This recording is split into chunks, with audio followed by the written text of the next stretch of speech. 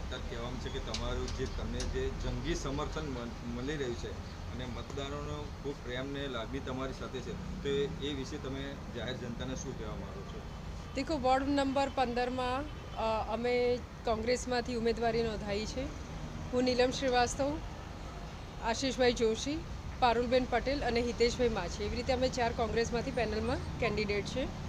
અને સાથે આમાં શું છે, પૂર્વ વિસ્તાર આ જે છે 15 નંબરનો, એ આજથી 15 વર્ષ પહેલાં વાઘોડિયા વિધાનસભામાં આવતો હતો.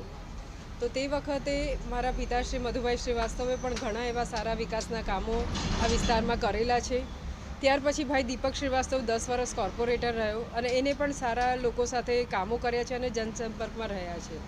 ત્યાર પછી આશીષભાઈ જોશી, પારુલબેન પટેલ અને પૂનમબેન શાહ, આ લોકો ગત વર્ષ કોર્પોરેશનમાંથી ચૂંટાયા હતા ભારતીય જનતા પાર્ટીમાંથી, અને એમને પણ ઘણા એવા સારા વિકાસના કામો કર્યા છે અને સાથે સાથે એ લોકો લોકસંપર્કમાં રહ્યા છે. તો આ વખતે જ્યારે વિકાસના કામોને લઈને અમે લોકો આગળ વધી રહ્યા છીએ અને બસ વિકાસના નામે જ અમે લોકો વોટ લેવા નીકળ્યા છે.